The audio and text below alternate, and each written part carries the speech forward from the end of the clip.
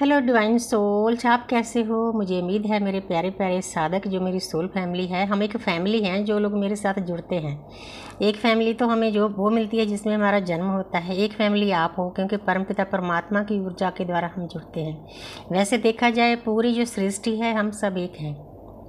जब आप आध्यात्मिक रास्ते पर चल पड़ते हो ना तो आपको पता चलता है कि वननेस क्या होता है, लाफ वन क्या होता है। एक ओंकार अव्वल अल्लाह नूर पाया कुदरत के सब बंदे। कोई जहाँ पर बुरा नहीं, कोई भला नहीं, कोई ऊंचा नहीं, कोई नीचा नहीं, हम सब एक हैं। इसी को वननेस में जाना कहते हैं। रा ने जो 6th डिमेंशन से आए थे उन्होंने इस चीज़ पर बहुत जोर दिया है, जिन्होंने पिरामिड बनाए थे।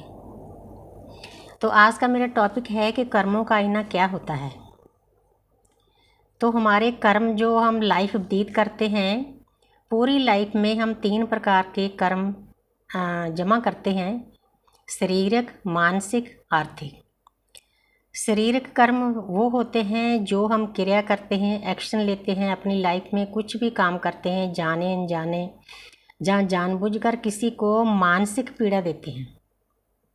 अगर आपने किसी को हर्ट किया है, कोई चीज़ को मारा है, कोई जख्म दिया है, पेन दिया है, कई लोग किसी का अंग काट देते हैं, कोई गोली चला देते हैं, कोई कुछ भी कर सकते हैं, कोई पिटाई करते हैं। मतलब कहने का मतलब है कि सामने वाले को जब हम मानसिक शारीरिक तौर पे जो 5 तत्वों का शरीर है ना उसको पेन देते हैं, उसको मानसिक कर्म कहते हैं। कई बार तो इंसान जानबूझकर करता है क्योंकि ईगो होती है, बदला लेना होता है, बदले की भावना होती है, नेगेटिव एनर्जी होती है, कलयुग है, किसी के साथ अंदर सहन शक्ति नहीं है। इसीलिए मैंने एक दिन वीडियो बनाया था कि आप इन कर्मों से कैसे बच सकते हो। अगर कोई आपके साथ बुरा सलूक करता है ना, सिर्फ 2 मिनट के लिए रुककर सोचना। आपका जो चेतन मन है ना, वो कुछ देर के लिए उसको चुप करा दो, फिर आपका अवचेतन मन है वो जाग जाएगा। वो आपको कभी भी गलत नहीं गाइड करेगा। आपको उसी इंसान से जूझने का एक अच्छा सा तरीका मिल जाएगा, शांतमय ढंग से। तो हमने इन मानसिक जो शारीरिक कष्ट हैं ना उनको देने से बचना है, क्योंकि सामने वाली सोल है ना उसको भी उतना ही दर्द होता है जितना आपको होता है। जब हम अध्यात्म को हो जाते हैं हमें पता चल जाता है, हमें ये सिखाया जाता है कि अगर सामने वाला आपको हर्ट करता है, कोई गाली गलौज करता है, सोच कर देखो कि उसकी अंदरूनी हालत क्या होगी। अंदर से वो इंसान जल रहा होता है, क्योंकि अगर अंदर अग्नि जलेगी, अंदर नेगेटिव एनर्जियाँ भरेगी, तभी वो छलकेंगी ना बाहर। जिसके अंदर प्यार है उसके अंदर प्यार छलकेगा, जिसके अंदर अग्नि है, नेगेटिव एनर्जी है, वो बाहर छलकेगी। वो अंदर से ना जल भुनकर कोयला होता है। हमें बजाय उसके साथ फाइट करने के ना, हमें उस पर तरस खाना चाहिए कि ये कितना अपने आप के शरीर को कष्ट दे रहा है। कितने अंग बेकार हो जाते हैं, कितने रोग लगते हैं, खून का पानी बन जाता है, ब्लड प्रेशर बढ़ जाता है, हार्ट अटैक होते हैं, बहुत सारे रोग ना इसी कारण लगते हैं। जब हम किसी को मानसिक पीड़ा देते हैं, पहले तो हमें जो देता है ना पीड़ा उसको रोग लगते हैं। इस बात को समझना बहुत ज़रूरी है। लेने वाला तो चलो फिर बाद की बात है, लेकिन जो देता है ना पेन उसको भी हद से ज़्यादा दर्द मिलता है।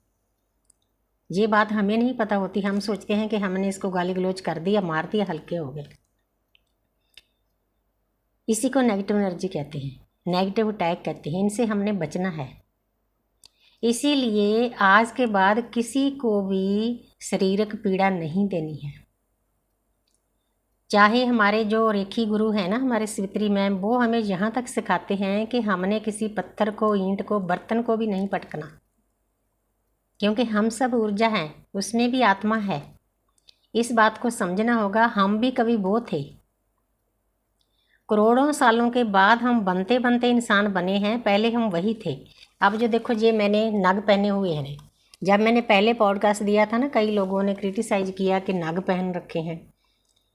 देखो जो नग है ना, हम भी कभी नग थे, हमारे नेटिव हैं, इसीलिए हमारे साथ इनका बहुत डीप कनेक्शन होता है, इसलिए हमारे ऊपर इफेक्ट करते हैं। इस बात को समझना बहुत ज़रूरी है। हम भी कभी पत्थर थे, इसलिए पत्थर को भी नहीं पटकना। बर्तन है, वो भी एक एनर्जी है। तो पहला मेरा टॉपिक था कि हमने किसी को शारीरिक पीड़ा नहीं देनी। सेकंड नंबर पे आता है मानसिक। मानसिक होता है कि हमने मुख से किसी को बुरा बोलना,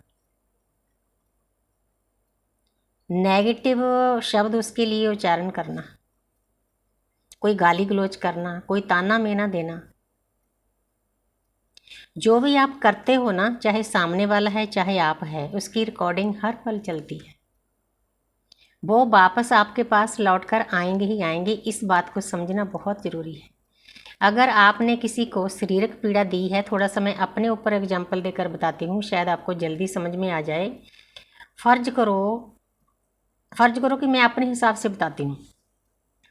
मेरा जो राइट साइड का लेग है, पैर है, वो कमज़ोर है। वो तो चलो बाय बर्थ है, कोई ना कोई कमी पेशी होगी, उस टाइम पे ज़्यादा साधन नहीं होते थे, जहाँ इसके पीछे भी मेरे कर्मों का कारण होगा। लेकिन मैं यूनिवर्स का थैंक्स करती हूँ कि इतना पैर कमज़ोर होने के बावजूद भी जब मैं जूता भी डालती थी ना, मुझे इतने अच्छे दुकानदार मिलते थे हमारे संगरूर में। वो एक जूता बड़े नंबर का देते थे, एक छोटे नंबर का, कंपनी को एक वापस कर देते थे। यूनिवर्स ने सहूलत भी बहुत दी, चाहे किसी के द्वारा दी। अब भी ऐसा ही है, जहाँ जाती हूँ तो मुझे बहुत अच्छे से वो डील करते हैं। उनको पता है, एक बच्चा है हमारे बच्चों के साथ स्टडी करता था, कि आंटी को कैसे जूते पसंद हैं। वो अलग से निकाल कर रख लेता है, 2-3 जोड़े रख लेता है कि आंटी ले जाओ, कभी कभी आती हैं ऐसे। तो मेरा कहने का मतलब है, फिर मेरे पैर को इतना मतलब जख्मी रहा मेरा पैर 15-18 साल तक मेरी उंगलियों पर जख्म ही जख्म रहे। हर वक्त खून निकलता रहता था, हर वक्त पट्टियाँ बंधी होती थी। उस टाइम मैंने पूरे पंजाब में, कोई कहता था कीड़ा छू गया, मैं माड़ियों पर जाकर रातों को भी नीचे लेट कर, मैंने समझो धरती पर लेट कर जो कहते हैं चौकी भरना, उसको भी किया कि ये आराम आ जाए। छपार के मेले पर मैं ज़रूर जाती थी। अब भी मैं मिट्टी निकालती हूँ संगरूर में, वो तो चलो अलग साधना है हमारी नाग देवता के लिए। तो वो ऐसा हुआ, उस टाइम पे मेरे हस्बैंड की डेथ हो चुकी थी, मेरे ऊपर काम का बोझ बहुत ज़्यादा था। तो मेरा पैर में इतनी सोजिश होती थी, गर्मी में बंद जूते डालकर खेतों में काम करना पड़ता था। काम मतलब करवाती थी जाकर, धूप में छाँव में खड़े होना पड़ता था। कभी रेता, कभी मैंने घर बनाया था तो बहुत सारा रेता डालना पड़ा, एक टोबा था उसको भरना पड़ा। तो उसके साथ मैं मतलब रेतले इलाके में भी ट्राली के साथ जाती थी इतनी गर्मी में।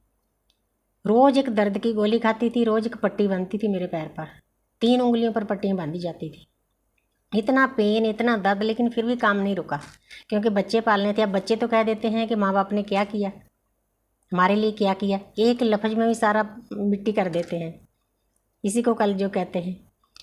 तो मेरा कहने का मतलब है, जो जो मैंने पेन सहा ना, मेरे उंगलियों को ये नाखून है वो भी जख्म के साथ उतर गए।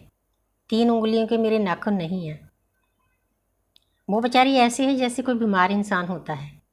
उसके पीछे का कारण बताती हूँ कि मैंने किसी भी पास्ट लाइफ में किसी के पैर पर जो पेन दिया था, शरीर का पेन दिया था। जहाँ तो कोई चीज़ मैंने मारी होनी है, उसके उंगलियाँ कट गई या नाखून कट के, जहाँ किसी और तरीके से मैंने पेन दिया होगा, वो पेन मुझे इस लाइफ में झेलना ही झेलना था। इसीलिए मैंने अपने ऊपर आपको जो मेरा एक्सपीरियंस है वो बताया। इसीलिए आगे से जो भी कोई सामने वाला इंसान है, कोई जानवर है, कुछ भी है, बहुत सोच समझ कर उसको पेन देना, वो कर्मों का आईना आपके ऊपर लौट कर आएगा। तो अब आगे आता है मानसिक। मन से आपने मन से किसी को गाली दी, चाहे उसको नहीं सुनाई दी, चाहे सुना कर दी, कोई गाली गलौज किया, कोई बुरा लफ्ज़ किया, अगर वो सामने वाला इंसान नेगेटिव है, बुरा है, उसको मतलब टाँच देकर कोई ना कोई ताना मेना दिया, उससे भी आपके कर्म बनते हैं, वो आपके ऊपर वापस आएंगे ही आएंगे। फ़र्ज करो किसी को आपने बांझ कह दिया, जिसके बच्चा नहीं होता, हालांकि उसका दर्द भी बहुत हाई लेवल का होता है, वो माँ ही जानती है जब बाप जानते हैं। आपका इतना सा लफ्ज़ कहने से भी आपका कर्म, मानसिक कर्म बन जाएगा, क्योंकि मन से आपने उसके मन को दर्द दिया है। किसी ना किसी लाइफ में आपको बांझ रहना पड़ेगा। अगर आपने होपोनोपोनो कर ली, माफ़ी मांग ली, तो शायद कुछ ना कुछ आपका कर्म कट हो जाए, लेकिन पूरा कर्म कोई नहीं काट सकता, झेलना पड़ता है उसको। इसीलिए किसी को भी मन से कुछ नहीं कहना, कुछ नहीं बोलना, ना चुप करके बोलना है। जो हम जीव से अंदर से सोच भी लेते हैं ना, वो भी हमारी आकाशिक रिकॉर्डिंग में जमा होता है। वो किसी ना किसी लाइफ में आपको मिलेगा ही मिलेगा, इसीलिए बचना इन चीज़ों से। और तीसरा है आर्थिक कष्ट देना।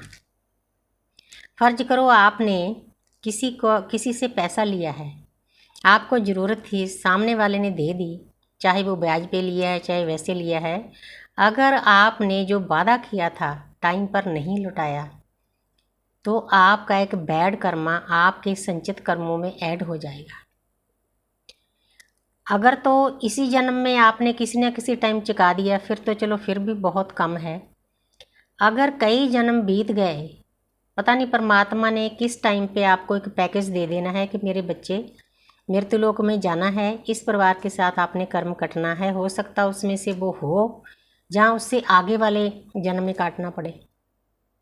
तो आप सोच भी नहीं सकते कि अगर आपने 1 लाख रुपया लिया है, पता नहीं 1 करोड़ बन जाएगा। आपकी पूरी लाइफ चली जाएगी उसको उतारते उतारते। इसीलिए कोशिश करो जिनके साथ भी आप डील करते हो ना, किसी का भी 1 रुपया आपके पास रह ना जाए। इस बात का ख्याल रखना बहुत ज़रूरी है। अगर गलती से भी रह गया तो उस इंसान को बोलकर फ़ोन करके उसका पैसा उसको वापस करो। आपको इन चीज़ों से डरना चाहिए।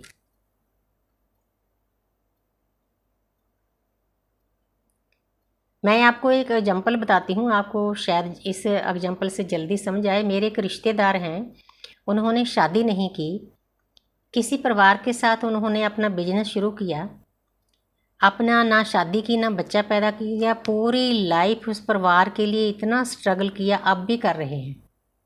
क्योंकि उनका कॉन्ट्रैक्ट था उस परिवार के साथ, जितनी देर वो कॉन्ट्रैक्ट ख़त्म नहीं होता, जितना पैसा कमा के देना है उस परिवार को नहीं देते, उतनी देर वो इंसान इस कर्म से खाली नहीं हो सकेगा। लेकिन उस इंसान ने मेरे साथ भी एक कार्मिक अकाउंट बना लिया। मैं कोशिश करती हूँ उसको समझाने की, लेकिन कोई समझने का नाम ही नहीं लेता। कल युग में मेरे हस्बैंड की डेथ हुई है, तो मेरे पैसे उसने रिश्तेदार थे हमारे, मेरी बेटी के नाम पर उस टाइम पे 84 में 15,000 रुपया जमा करवा दिया। हालांकि मैं पढ़ी लिखी औरत थी, जब मैंने सारा काम संभाल सकती थी, तो 15,000 रुपया मेरे लिए संभालना क्या मुश्किल था। रिश्तेदार इकट्ठे हुए, फैसला किया, सभी ने अपनी अपनी कापियाँ ली, जो मेरे हस्बैंड के भाई थे। चलो मैं बता ही देती हूँ, मेरे हस्बैंड के ब्रदर ही थे बड़े। तो जो पैसा बचा, मेरा पोल्ट्री फार्म ख़त्म किया था, सभी मतलब चीज़ें बेचकर पैसा इकट्ठा कर दिया। उस टाइम में 84,000 रुपया माने रखता था। उस टाइम में जो सोना था 1,000 रुपये तोला था। सोच कर देखो, 84 तोले सोना। तो मैं छोटी उम्र थी, मैं मान गई, ठीक है अभी ये मेरे ब्रदर के भाई हैं, मेरे साथ अच्छा ही करेंगे।